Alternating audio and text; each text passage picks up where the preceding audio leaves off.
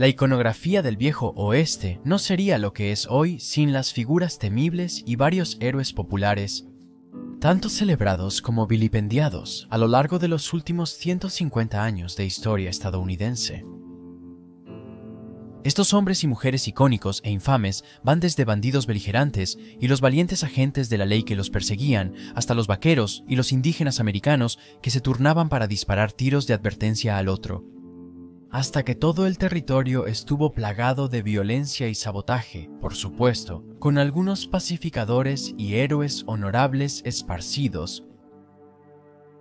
Una de estas figuras no fue otra que el notorio forajido y ex carnicero convertido en bandido, Butch Cassidy en persona. Una vez hijo de un inmigrante inglés y maestro de una infame banda de forajidos, Butch Cassidy se transformó en una de las figuras más discutidas, complejas e indiscutiblemente populares de la leyenda del salvaje oeste, a pesar de sus tácticas violentas y tendencias ilegales. Independientemente de sus innumerables crímenes y afinidad por los problemas, Butch Cassidy vivió una vida emblemática de tantas ideas y temas, saturando la forma en que hablamos de los forajidos del viejo oeste hasta la era moderna. Para obtener una mejor comprensión de cómo el líder de la banda del agujero en la pared se convirtió en sinónimo del término salvaje oeste e influyó en la forma en que hablamos de la era, les presentamos una inspección más detallada de los cuentos y tiempos de uno de los proscritos más infames de toda la historia estadounidense. Este es Robert Leroy Parker, mejor conocido como Butch Cassidy, y sus aventuras criminales junto a la banda salvaje.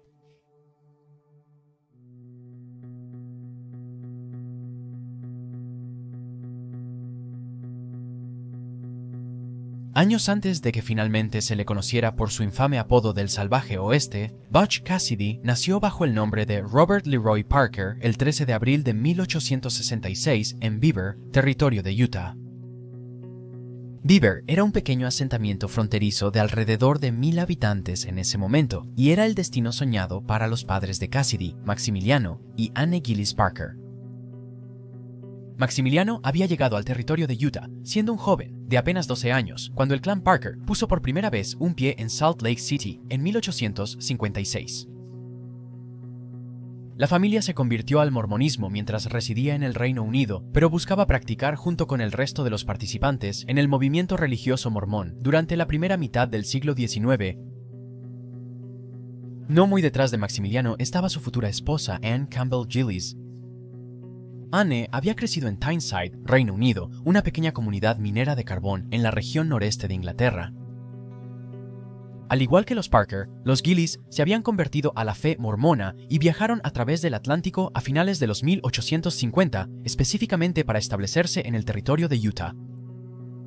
Llegaron a los Estados Unidos en 1856, pero no llegaron al oeste hasta 1859 debido a dificultades personales con sus primeros grupos de migrantes. Una vez que ambos clanes se establecieron, el resto es historia. Maximiliano y Anne se conocieron en el futuro estado de Beehive y se casaron oficialmente el 12 de julio de 1865, un día después del 18 cumpleaños de Anne. Maximiliano tenía 21. Después de vivir en Beaver durante algunos años, Cassidy y el resto de la familia Parker finalmente se mudaron a una pequeña cabaña de troncos en las afueras de Circleville, Utah. Circleville estaba ubicado al este de las montañas Tusher y había sido abandonado después de la masacre que tuvo lugar en el apogeo de la Guerra del Halcón Negro. En 1873, la ciudad vio un renacimiento lento pero constante de sus límites de ciudad poblada. Varios colonos aprovecharon las estructuras abandonadas, pero aún en pie alrededor de la ciudad, y cuando Charles Wakeman Dalton y sus dos esposas llegaron un año después, en 1874, él y su familia volvieron a establecer Circleville en el mapa. Un par de años después, los Parkers siguieron, después de que Maximiliano compró un terreno en Circle Valley para establecerse en 1879. Él y Anne lo vieron como el lugar perfecto para criar a su creciente familia bajo la fe mormona. Mientras que Cassidy, o Roy como se le apodaba y se le conocía durante su infancia, fue el primero de 13 hermanos, pasó gran parte de su juventud como hijo único.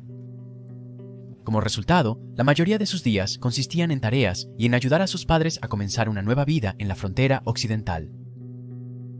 Cuando se convirtió en adolescente, Cassidy se marchó de casa para trabajar en otra granja y en varios ranchos a lo largo de las partes occidentales del territorio de Utah. Estos asentamientos en busca de trabajo incluían lugares como Milford y Hay Springs. Cassidy nunca fue conocido como un peón de rancho apasionado. Viajaba con frecuencia, sin permanecer mucho tiempo en ningún lugar de trabajo. Una razón de sus tendencias nómadas podría haberse centrado en su supuesto primer desastre con la ley en el año 1880. La historia cuenta que en uno de sus trabajos de ranchero, Cassidy notó que una tienda general o tienda de comerciantes estaba cerrada por el día y se hizo como en casa, sin ser notado por los transeúntes. Después de irrumpir en la tienda cerrada, el futuro forajido que estaba echando raíces se encaprichó con un par de jeans que estaban en el estante y se sirvió él mismo. Sin embargo, no pudo irse sin tropezar con su propia culpa. Cassidy dejaría una nota antes de partir, alertando al anónimo gerente de la tienda que volvería en una fecha posterior para saldar la deuda. La deuda jamás se saldó y las autoridades locales persiguieron al bandido de jeans azules. Cassidy fue juzgado por el pequeño robo, pero en realidad fue absuelto por el jurado y liberado. Tenía solo 14 años entonces. Mientras tanto, en Circleville, la vida no era tan feliz para el resto de la familia Parker. Maximiliano había entrado en una disputa con otro colonizador, quien afirmaba que los Parker habían adquirido derechos de propiedad sobre un terreno que no era suyo para empezar. Maximiliano intentó frustrar la reclamación, pero el otro colonizador no retrocedió y finalmente ganó la disputa. Como resultado, la familia Parker perdió una parte significativa de su tierra y Butch regresó a casa con poco trabajo que hacer. En cambio, Butch volvió a buscar empleo en otros ranchos en la zona rural de Utah. Allí encontró a un granjero lechero, pero en general a un dueño de rancho sombrío llamado Mike Cassidy, quien había cambiado su nombre de John Tolliver McClammy. Después de llegar a un acuerdo de trabajo inicial, Mike reveló a Butch que trabajaba a la luz de la luna como ladrón de ganado y estaba actualmente activo en la ciudad de Parowan. Parowan estaba ubicado en el condado de Iron, justo sobre la meseta de Markagant, un histórico campo volcánico de la leyenda de Utah. La personalidad impulsada por los esquemas del futuro, Butch Cassidy, pronto se sintió atraída por el granjero de lácteos convertido en ladrón. Mike le mostró las cuerdas para un exitoso robo de ganado y, por supuesto, la escapada perfecta. Después de que el tiempo transcurrió en Parowan, el futuro Cassidy dejó el rancho lechero original de Cassidy en busca de pastos más verdes. Finalmente, tuvo suficiente del territorio de Utah y se dirigió al noreste hacia el territorio de Wyoming, donde terminó en el pequeño pueblo minero de Rock Springs. En Rock Springs, Cassidy se convirtió en aprendiz de un carnicero local. Su breve estancia allí impactaría su legado permanentemente. En la carnicería, su maestro y un grupo de habituales apodaron al futuro pistolero Butch, una versión abreviada de su profesión elegida. Poco después, Butch tomó el apodo a pecho y agregó el apellido de su antiguo amigo e influencia criminal, Mike Cassidy. A partir de ahí, el nombre de Butch Cassidy quedó inmortalizado para la eternidad.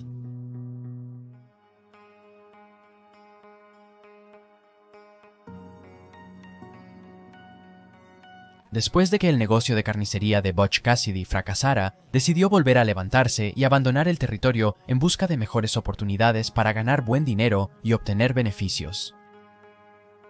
En 1884, Cassidy se mudó hasta Telluride, Colorado, una aislada ciudad minera de plata en las montañas San Juan. En ese momento, el antiguo campamento minero se llamaba Columbia, pero vio un crecimiento constante desde que comenzó la fiebre del oro de Pikes Peak en 1858. En ese instante, se pensaba que Cassidy poseía un don para el abigeato, al igual que su tocayo. Sin embargo, según algunos, Cassidy solo quería apuntar al ganado propiedad de las grandes empresas de ganado que estaban monopolizando el comercio y forzando la salida de los rancheros menos lucrativos. Aunque la etiqueta de Robin Hood tendría sentido si fuera cierto, es un sentimiento compartido por muchos forajidos del oeste, pero rara vez se entiende como un hecho. El único indicio de su veracidad provenía de un antiguo y enigmático manuscrito, que se rumoreaba que era una memoria escrita por el mismo Cassidy. Este documento aparentemente decía algo en la línea de un forajido anónimo luchando por los derechos de los colonos, como ciudadanos de los Estados Unidos de América, contra el antiguo varón del ganado. Aparte de esta cita, sin embargo, y sin saber qué era el varón del ganado, aún queda por ver la evidencia histórica corroborada de estas creencias.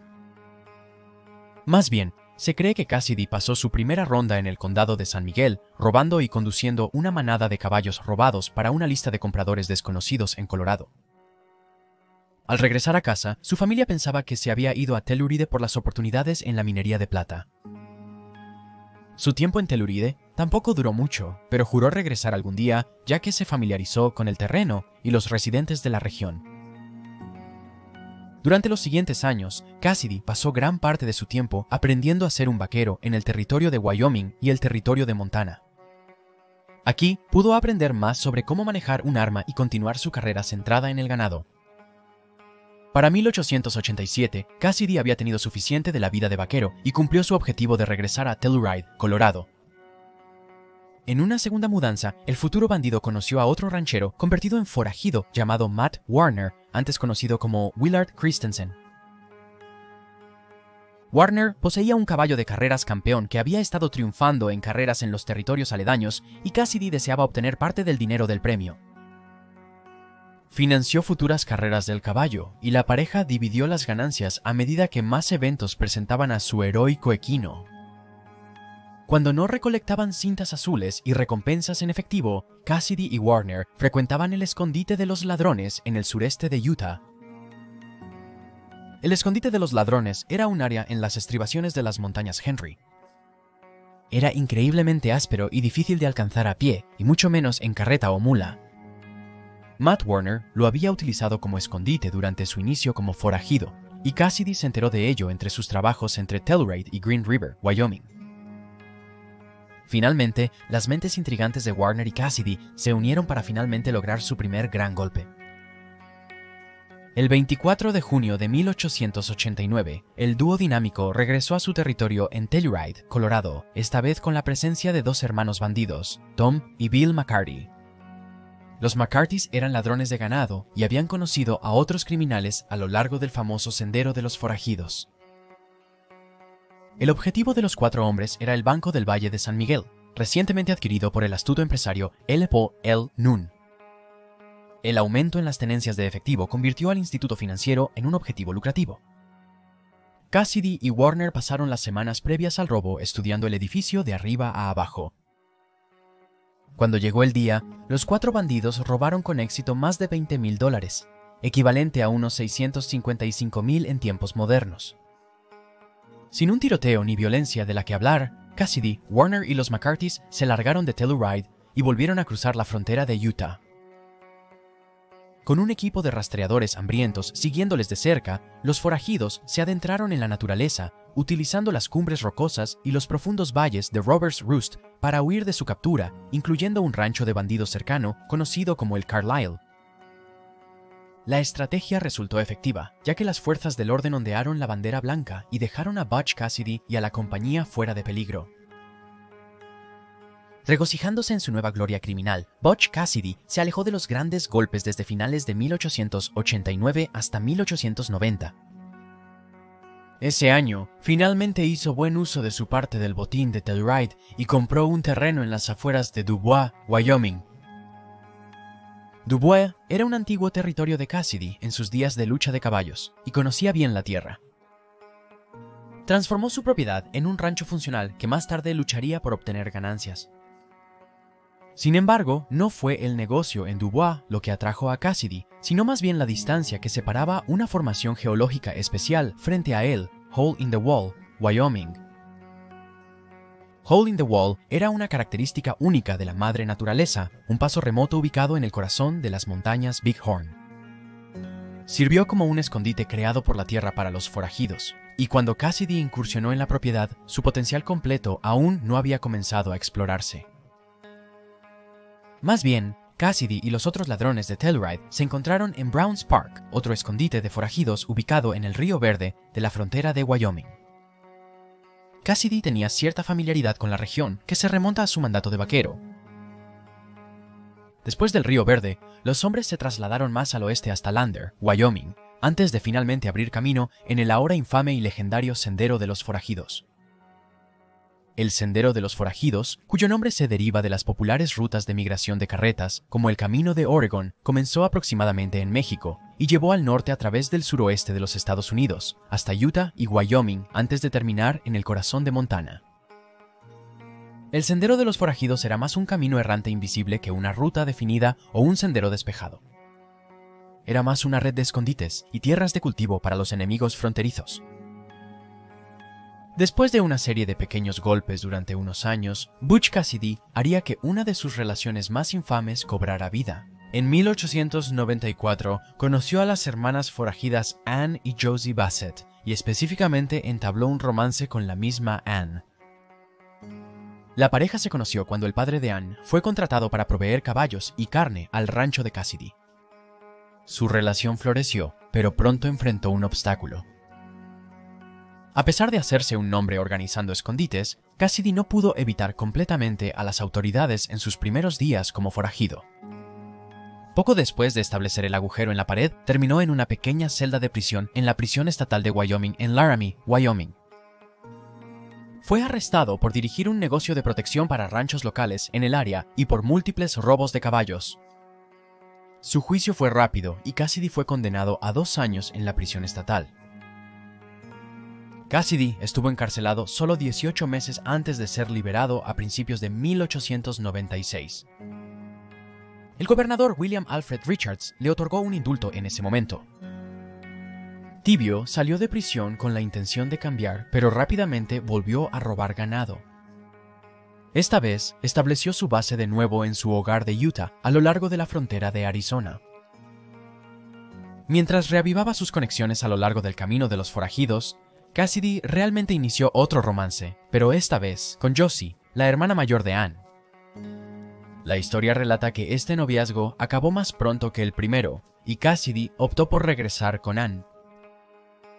Las mayores alianzas que Butch Cassidy hizo esa primavera de 1896 no fueron solo por romance, sin embargo, ya que formó una banda oficial de bandidos que siempre sería conocida como The Wild Bunch.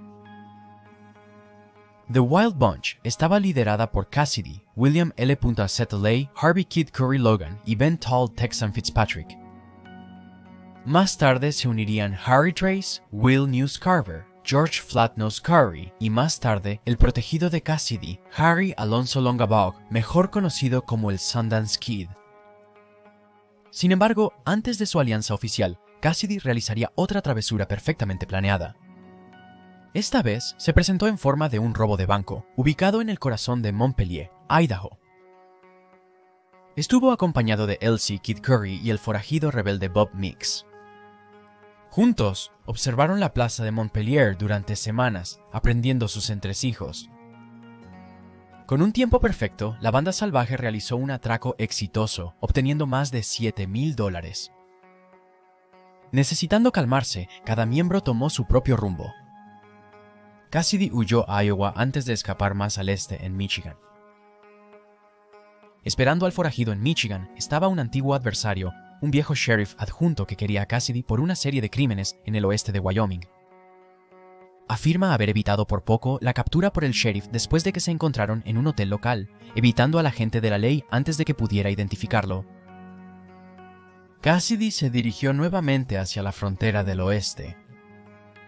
En el camino, reclutó oficialmente al Sundance Kid en la Wild Bunch, el resto de los cuales se unieron en los territorios del oeste. En el primer trimestre de 1897, Cassidy conoció a Ann Bassett, Elsie y su amiga Maud Davis en el escondite del ladrón. Se quedaron allí hasta abril, cuando los hombres mandaron a Ann y Maud a recluirse. ¿Su objetivo? Planear otro robo de banco. Para fin de mes, la banda salvaje volvió a golpear plata, literalmente esta vez. El 22 de abril, los forajidos se ocultaron mientras un grupo de hombres que llevaba la nómina de la compañía de carbón de Pleasant Valley pasaba por el lugar. Sin previo aviso, la banda emboscó a la fiesta de la nómina, cerca del pintoresco pueblo minero de Castlegate, Utah. Uno de los chicos se puso de pie frente al pagador, alojando el extremo de su revólver en su abultado estómago. El pagador no tuvo más opción que entregar el paquete. El botín de la pandilla era un saco de monedas de plata que sumaba alrededor de $8,800. Fue también el mejor puntaje grupal hasta el momento. La notoriedad del crimen pronto podría atraer a un enjambre de agentes de la ley. Así volvieron a la guarida de los ladrones, lo más rápido posible. Parte del plan implicaba reunir los mejores caballos entre todos sus miembros.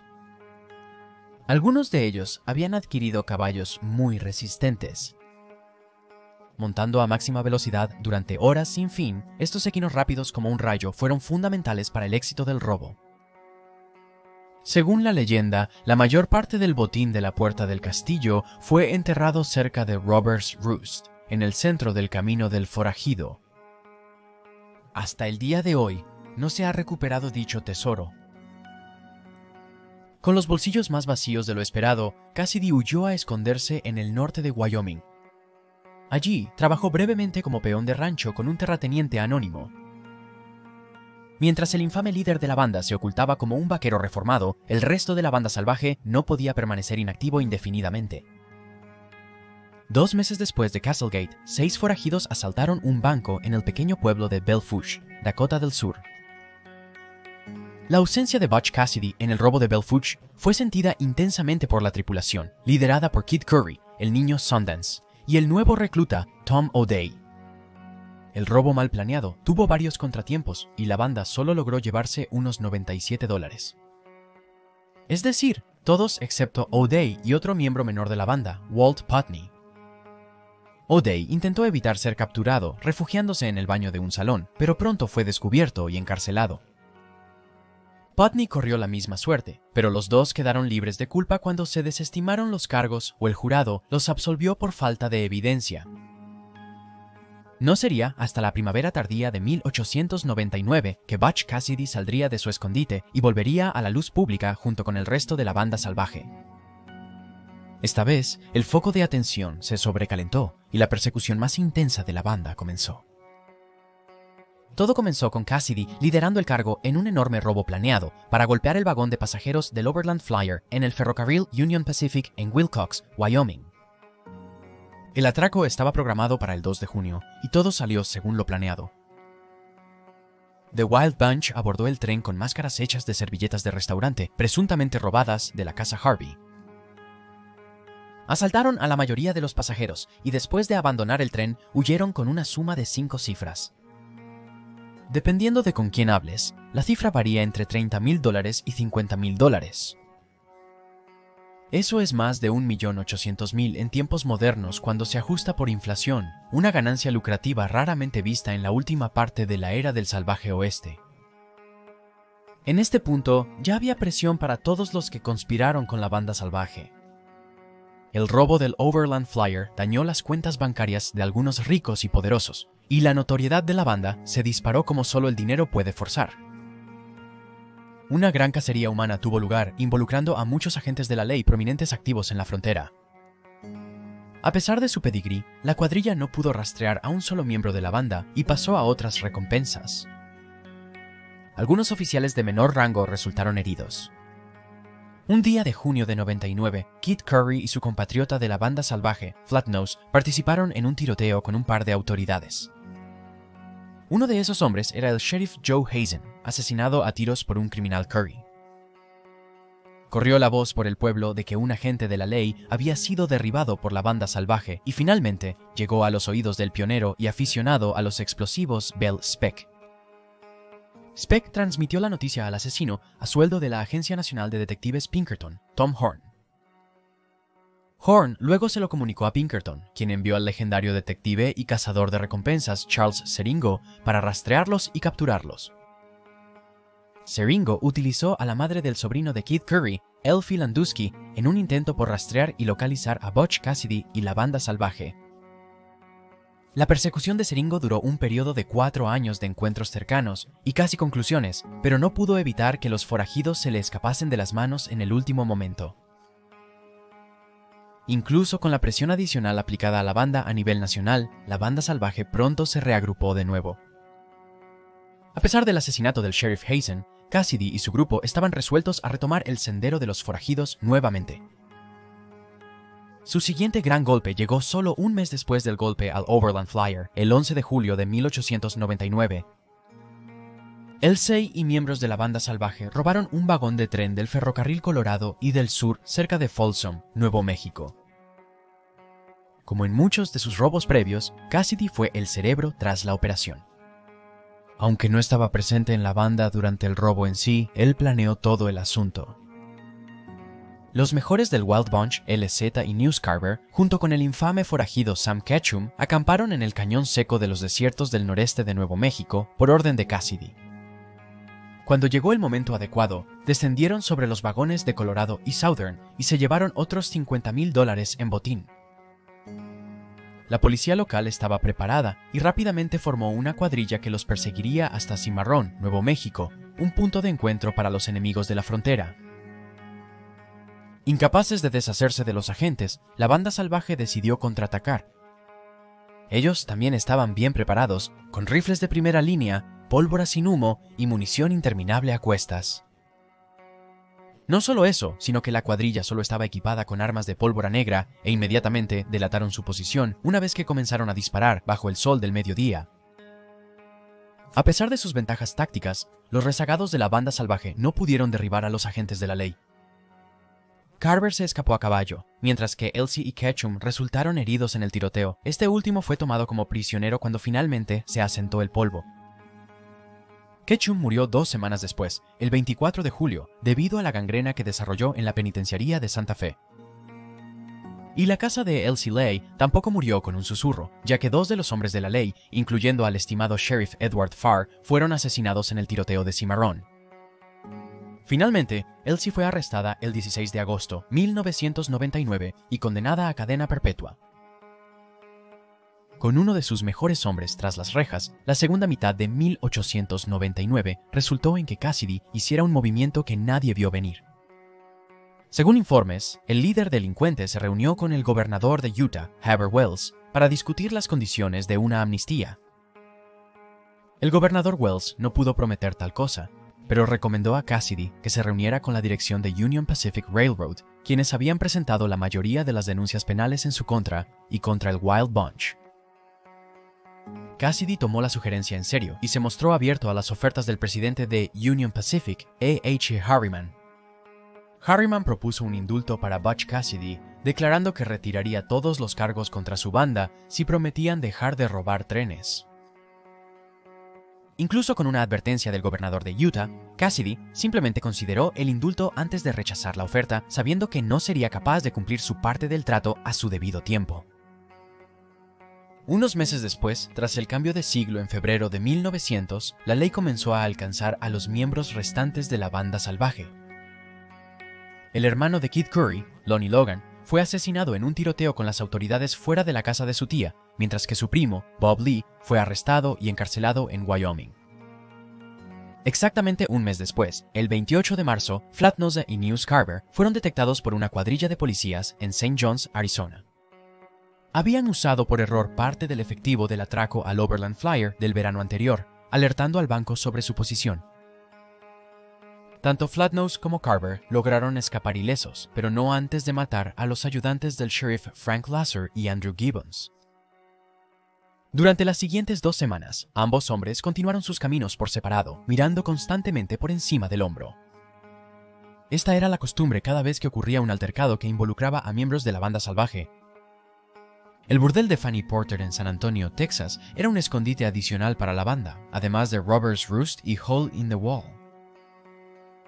En esta ocasión, Flatnose se separó de Carver y se dirigió a Robbers Roost antes de adentrarse más en el condado de Grant, Utah. Allí se encontró con un equipo de investigadores y fue asesinado por un sheriff llamado John Tyler, asistido por su ayudante, Sam Jenkins. Cuando Kid Curry, de la banda salvaje, se enteró de la prematura muerte de su camarada, prometió vengar a Flatnose sin remordimientos. El 26 de mayo entró tranquilamente en Moab, Utah, y desafió al sheriff y a su ayudante a un tiroteo. Tanto Tyler como Jenkins fueron despachados por Kid Curry a sangre fría, y el forajido regresó a la banda salvaje, informando a Butch Cassidy de su crimen. Aunque no hay evidencia histórica que lo sugiera, Uno podría preguntarse si la muerte de Flatnose y la racha de infortunios de la banda resultaron en la deliberada desobediencia de Cassidy al gobernador Wells y al presidente de Union Pacific. 3 meses después del acto de venganza en Moab, Cassidy se asoció con el Sundance Kid y algunos otros bandidos para robar su tercer vagón de Union Pacific, su empresa criminal ahora alojada en Tipton, Wyoming. El atraco recompensó a la compañía Cassidy con $55,000, su mejor botín hasta la fecha. Y la leyenda cuenta que el robo del tren de Tipton fue el punto de apoyo de la famosa asociación de Butch Cassidy y el Sundance Kid. Siempre habían sido miembros amigables de la misma banda, pero agosto de 1900 convirtió a los hombres en icónicos cobandidos del salvaje oeste, llueva o haga sol. 3 semanas después de Tipton, Cassidy y el Sundance Kid golpearon otra mina de oro de botín cuando realizaron un atraco en Winnemucca, Nevada. ¿Su objetivo? El primer banco nacional. ¿Y su atraco? Más de $32,000. Se dice que News Carver y Kid Curry se unieron a la banda en el robo de Winnemucca. Existe cierto debate histórico sobre quién exactamente lideró el golpe al First National Bank, con algunas cuentas creyendo que solo fueron miembros menos conocidos de la banda salvaje. Incluso el cajero que entregó la mayor parte del dinero, George Nixon, cambió su historia en más de una ocasión, nunca recordando si Butch Cassidy estaba presente. Años después, un periódico local intentó apaciguar la disputa al publicar citas directas de Sundance Kid. Sin embargo, no se explicó por qué no aparecieron inmediatamente después del robo, y los escépticos hicieron conocer sus creencias. Debe notarse que el robo de Winnemucca de 1900 es amplia e históricamente atribuido a la banda salvaje. Tras las travesuras en Nevada, la mayoría de la banda salvaje entró en un periodo de calma, rondando escondites a lo largo de la frontera. Un lugar así se encontró en Fort Worth, Texas, donde Butch Cassidy, el niño Sundance, News Carver, Kid Curry y Ben Kilpatrick posaron para un retrato en diciembre de 1900. La ahora legendaria impresión apodada Los 5 de Fort Worth es la fotografía más icónica tomada de la banda salvaje y una de las imágenes más notables de la era del salvaje oeste en general. Cuando el calendario cambió a 1901, también lo hizo la suerte general de Cassidy y los miembros de su banda. El Día de los Inocentes de ese año, tanto News Carver como Kilpatrick fueron sorprendidos por la oficina del sheriff en Sonora, Texas. Liderados por el sheriff Elijah Bryant y su improvisado equipo de diputados, Carver y Kilpatrick fueron emboscados sin un buen medio de escape. Carver murió a causa de una herida de bala, y Kilpatrick pudo escapar, aunque solo temporalmente. Sin embargo, antes de ser capturado definitivamente, Kid Curry y su grupo, incluyendo algunos miembros menores de la banda salvaje, realizaron un último atraco cerca de Wagner, Montana. La tripulación robó más de $60,000 en efectivo de un vagón de tren del Gran Norte el 3 de julio y se marchó hacia el atardecer por última vez. Unos meses después, el 5 de noviembre, Kilpatrick y su novia forajida, Laura Bouillon, se registraron en el Hotel Locklead en el corazón de St. Louis, Missouri. Kilpatrick tomó la llave del cuarto y fue al resort de Josie Blakely al otro lado de la ciudad. En Blakey's, un grupo de policías detuvo al bandido de alto rango, hallando la llave del cuarto del Locklead en su abrigo. Al día siguiente, Bouillon intentaba hacer el check-out de su estancia antes de que el mismo grupo de policías la detuviera y la arrestara también. Dentro de su equipaje había más de $8,000 en billetes sin firmar robados del gran robo al tren del norte. Los amantes forajidos fueron encarcelados por cargos federales. Kilpatrick fue condenado a 15 años. Mientras tanto, el último bandido restante de la banda salvaje involucrado con el gran robo al tren del norte fue Kid Curry. Curry evadió la ley por el resto de su vida, participando en una serie de robos no relacionados y matando a más de un oficial de la ley en el proceso. Murió por una herida de bala autoinfligida en junio de 1904. Mientras el Wild Bunch caía en el olvido, muchos se preguntaban el paradero de su líder y discípulo. Ni Cassidy ni el Sundance Kid fueron contabilizados en el gran robo del tren del norte en Wagner ni en ningún otro lugar de la frontera en los meses antes o después. Pocos sabían ellos, el dúo dinámico había huido completamente de los territorios del oeste y estaba tramando un nuevo plan lejos de los Estados Unidos y hacia un futuro desconocido.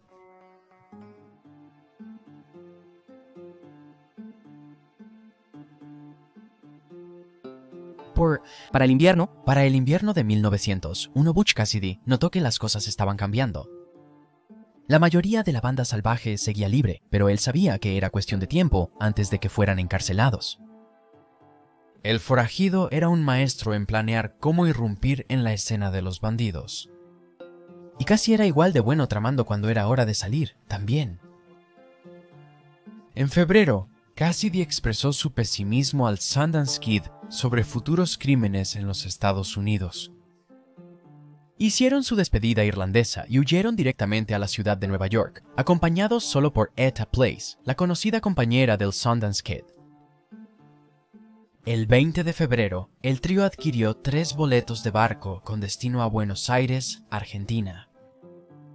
Tomaron sus lugares a bordo de Hermineus, un enorme vapor británico, con Cassidy utilizando un alias. Se disfrazó como un hombre llamado James Ryan Place, el hermano teórico de Etta, y nunca miró atrás. Al llegar a Sudamérica, los 3 mosqueteros forajidos se hicieron dueños de un rancho de 15.000 acres ubicado justo en las orillas del Río Blanco. Aquí se mudaron a una modesta cabaña de troncos de 4 habitaciones, ubicada al este de las montañas de los Andes, en la provincia de Chubut. Un año y medio después de la escapada del trío, Cassidy escribió una carta a la suegra de su antiguo miembro del Wild Bunch encarcelado, Elsie Ley. La carta fue enviada desde Cholila, el pueblo más cercano al rancho del forajido en Argentina. La carta, fechada el 10 de agosto de 1902, informaba a la mujer que Cassidy, el Sundance Kid y Etta Place ahora se consideraban una pequeña familia de 3 y que tenían 300 cabezas de ganado, 1.500 ovejas y 28 caballos a sus nombres. Parecía que los íconos del salvaje oeste se habían asentado definitivamente. Eso es, hasta que lo hicieron. 2 años y medio después de que la carta cruzara las líneas estatales hacia Utah, se produjo un curioso y familiar robo de banco en Río Gallegos, la provincia de Santa Cruz en Argentina. El día de San Valentín, 1805, el banco de Tarapacá fue golpeado por 2 forajidos de habla inglesa, robando una cantidad indeterminada de efectivo. Desde aquí, estos 2 bandidos, rumoreados Sir Butch Cassidy y el Sundance Kid, atravesaron las praderas patagónicas para evadir la cacería humana que se produjo. El 1 de mayo, meses después, vendieron su rancho cerca de Cholila sin previo aviso. Ambos forajidos pensaron que la ley estaría tocando a su puerta pronto y querían adelantarse a la tormenta de fuego inminente. En realidad, un detective de Pinkerton ya había sido alertado sobre la ubicación de Cassidy y compañía. El agente en cuestión, Frank DiMaio, no había podido hacer contacto debido a las fuertes tormentas de nieve que azotaban la región de la Patagonia en Argentina. Mientras tanto, el gobernador de la provincia de Chubut, Julio Luzana, no podía soportar esperar y emitió una orden de arresto para ambos hombres de inmediato. Cassidy también tenía sus contactos en Sudamérica. Un sheriff gales argentino llamado Edward Humphreys se enteró de la orden y alertó a los forajidos trasplantados, explicando su reubicación en primavera. Desde Cholila, el trío fugitivo desarraigó sus vidas y se replantó en Chile, después de cruzar el Nuel Huapi en un vapor llamado Cóndor. Sin embargo, solo fue un movimiento temporal para huir del acoso de la ley y regresaron a Argentina antes de finales de 1905. Poco después, Cassidy y el Sundance Kid realizarían su último gran robo a un banco, esta vez en el Banco de la Nación Argentina y a través de Mercedes. Esta vez, el dúo estuvo acompañado por Place y un secuaz anónimo, y el equipo en conjunto robó alrededor de 12,000 pesos antes de regresar a Chile para otro periodo de enfriamiento. En junio de 1906, Etta Place decidió que ya no era adecuada para la vida de una forajida prófuga. Ella presentó su caso al Sundance Kid, quien finalmente prometió acompañarla de regreso a San Francisco, California. El 30 de ese mes, comenzaron su último viaje de regreso a los estados. De regreso en Sudamérica, Cassidy siguió manteniéndose bajo perfil, trabajando en la mina de estaño Concordia. Cambió su nombre por enésima vez. Ahora se hacía llamar James Santiago Maxwell. La mina de estaño estaba ubicada en la cordillera de Santa Vera Cruz, en el corazón de los Andes bolivianos. Tras su viaje a Norteamérica y su retorno, el Sundance Kid se reunió con Cassidy en Concordia. Como novatos en la minería de estaño, los hombres debían custodiar la nómina de la empresa, una posición irónica dada su historia de robos. Sin embargo, después de un año o más de su operación, ni Cassidy ni el Sundance Kid tenían mucha pasión por las minas de estaño y decidieron levantarse e irse. A finales de 1907, la pareja se estableció en Santa Cruz, Bolivia, un pequeño pueblo fronterizo similar a los del viejo oeste de Estados Unidos. Aquí, en las vastas sabanas del país, los forajidos decidieron establecerse permanentemente, con la esperanza de hacerse conocidos como prominentes ganaderos. Por supuesto, estos mismos hombres habían dicho exactamente lo mismo una y otra vez, y nunca cumplieron sus propias promesas. Butch Cassidy y el Sundance Kid eran criminales de corazón. Nacieron con un destino que solo probaba una opción: convertirse en forajidos o morir en el intento. Por más veces que afirmaron estar colonizando y retirándose al rancho, todos a su alrededor sabían que no sería así para siempre. Llegaría el día en que intentarían su último robo. Ese día en cuestión fue el 3 de noviembre de 1908. Cassidy y el Sundance Kid rondaban por San Vicente, el pintoresco pequeño pueblo minero del sur de Bolivia. Sabían de una nómina programada para pasar por el pueblo ese día y se quedaron en las sombras. Sus icónicas máscaras cubrían sus perfiles. Cuando el mensajero que transportaba la nómina de la mina de plata Aramayo Frank se acercó a San Vicente, Cassidy y su socio de largo tiempo le tendieron una emboscada. Después, corrieron de vuelta al pueblo y se refugiaron en una casa de huéspedes, patrocinada por un viejo minero llamado Bonifacio Casasola. Casasola rápidamente sospechó de los dos hombres, ya que la mula que trajeron consigo tenía una marca que coincidía con la compañía minera Aramayo, que acababa de ser víctima de un robo en la carretera. Seguro de que sus inquilinos eran responsables, Casasola alertó discretamente a la oficina de telégrafos de San Vicente, quien pasó la palabra a un regimiento de caballería de Albaroa. 3 de estos caballeros, liderados por el capitán Justo Concha, llegaron al pueblo y se unieron a las fuerzas del orden locales para atrapar a Cassidy y al niño Sundance. 3 días después, en las últimas horas de la tarde del 6 de noviembre de 1908, la cuadrilla de soldados, sheriffs y policías rodearon la pensión Casasola, exigiendo que sus dos inquilinos se entregaran para ser arrestados. Pero Butch Cassidy y el niño Sundance no querían saber nada de eso, y solo tenían una opción: luchar hasta el final. Vieron a los agentes de la ley acercarse a la pensión, y como resultado empezaron a disparar. En los primeros 10 minutos, un caballero fue asesinado a tiros y un policía resultó gravemente herido. El resto de la cuadrilla no caería sin vaciar sus cámaras y algo más. El tiroteo se convirtió en un sangriento enfrentamiento que duró horas. Pasadas las 2, ante Meridiem del 7 de noviembre, mucho después de la puesta del sol, los disparos cesaron brevemente, con algunos gritos provenientes de la casa de huéspedes. El alcalde de San Vicente afirmó que escuchó 3 gritos de hombres adultos, seguidos de 2 disparos rápidos, seguidos de silencio. Cuando el gallo cantó y amaneció, la cuadrilla irrumpió en la casa con las armas desenfundadas. En una de las habitaciones había un forajido, supuestamente el Sundance Kid, sangrando por una herida de bala en la frente, con otro forajido a su lado, supuestamente Butch Cassidy, sangrando de su sien. Ambos también tenían varios disparos en brazos y piernas. El oficial al mando declararía más tarde que parecía que el Sundance Kid había sido disparado por Cassidy debido a sus heridas, seguido de Cassidy apuntándose a sí mismo con el arma.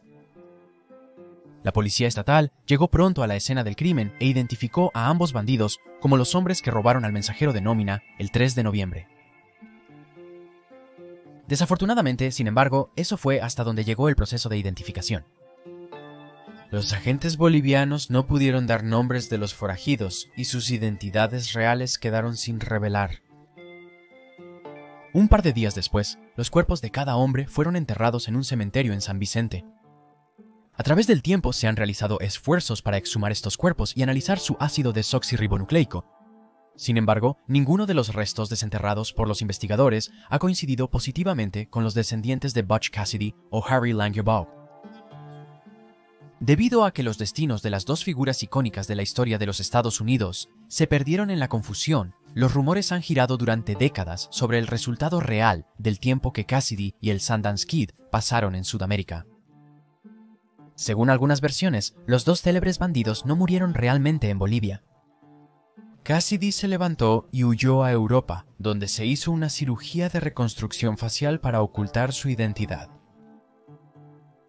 Esta teoría se originó en los años 30, cuando el renombrado Dr. Francis Smith alertó a un geólogo llamado David Lowe, que en realidad había conocido a Cassidy después de su cirugía en París, Francia, y que el hombre demostró que en realidad era Butch Cassidy cuando reveló la herida de bala que solo Smith podía recordar haber curado.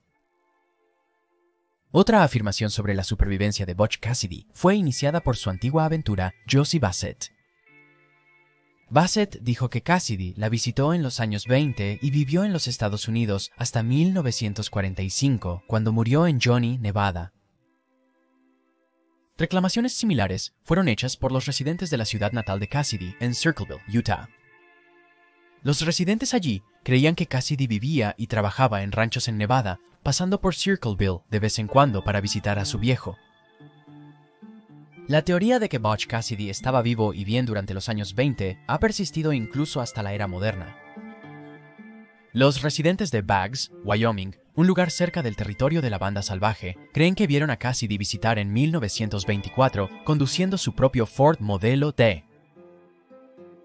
La hermana de Cassidy, la señora Lulu Parker Bettinson, estaba segura de que su hermano les había visitado a ella y a su familia en 1925.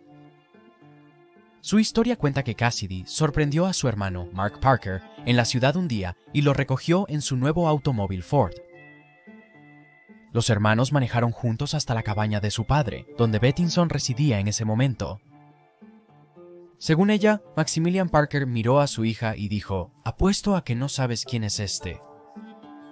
Este es tu hermano, Robert Leroy». Luego, los Parker se sentaron en la mesa de su comedor para compartir un pastel de arándanos recién hecho. Según informes, Cassidy habló abiertamente sobre su vida en la fuga, honesto acerca de su arrepentimiento y vergüenza por decepcionar a sus padres, pero sobre todo, a su madre. Pattinson afirmó que Cassidy se mudaría y finalmente moriría en el noroeste del Pacífico, probablemente en Washington, en 1937, debido a complicaciones con la neumonía. Sin embargo, nunca informó a nadie de su lugar de descanso exacto, creyendo que había pasado toda su vida huyendo de la ley y merecía descansar finalmente en paz. La investigación más reciente sobre el caso cobró fuerza a finales de los años 2010. Christoph Putzel, un periodista de investigación, reveló otra teoría de larga data que, mientras Cassidy había sobrevivido a su calvario en Bolivia y murió en los Estados Unidos en 1937, en realidad fue enterrado en su hogar en Circleville, Utah. Según una historiadora local de Utah, Marlene Grace, Butch Cassidy fue enterrado por su familia el 20 de julio de 1937, en una sección remota del rancho de la familia Parker. Tom, un pastor de ovejas de la granja, tenía una cabaña escondida donde a Cassidy y sus hermanos les encantaba acampar en verano. La leyenda cuenta que una vecina llamada Dee Crosby presenció el entierro en la cabaña de Tom con sus propios ojos. Otra vecina llamada Alta Orton aparentemente presenció a toda la familia Parker vestida con ropa de funeral ese mismo día. Para justificar su teoría, Putzel y su equipo trajeron perros rastreadores de cadáveres para buscar alrededor de la cabaña, que aún se mantiene en pie. Los perros no encontraron mucho. Al excavar bajo la cabaña de Tom, los investigadores hallaron un hueso de la columna vertebral y un hueso del dedo del pie humanos. Se realizaron pruebas de ácido desoxirribonucleico en ambos huesos, pero no se obtuvieron conclusiones. Según Pure Gold Forensics en California, no quedaba suficiente ácido desoxirribonucleico en los huesos para crear un perfil. Putzel y otros creían que hubo un cierto punto en el que los descendientes de Cassidy sabían que la ubicación de la tumba había llegado al conocimiento público y no querían que se perturbara su tumba. Por lo tanto, supusieron que la familia primero desenterró los restos de Butch Cassidy y luego los reubicó, sin que nadie lo supiera excepto la familia Parker. Mientras la historia de Robert Leroy Parker termina con una historia fascinante, se acepta ampliamente que de hecho murió junto a su aliado más confiable, Harry Alonso Longabaugh, el 7 de noviembre de 1908 en San Vicente, Bolivia. Butch Cassidy puede que no sea recordado por mucho más allá de sus robos, atracos a bancos y una vida pasada viajando por el hemisferio occidental, pero su legado no puede ser negado. También puede que no sea tan inocente como él, y otros lo hicieron parecer, pero es imposible ignorar su habilidad para tramar, robar y escapar justo a tiempo. Butch Cassidy es uno de los verdaderos forajidos del salvaje oeste, y una figura vital de la frontera occidental. Sus desventuras con el Sundance Kid y la banda salvaje en general serán compartidas hasta la eternidad. El salvaje oeste no sería el mismo sin Butch Cassidy, al igual que Roy Parker no sería el mismo Butch Cassidy sin el salvaje oeste.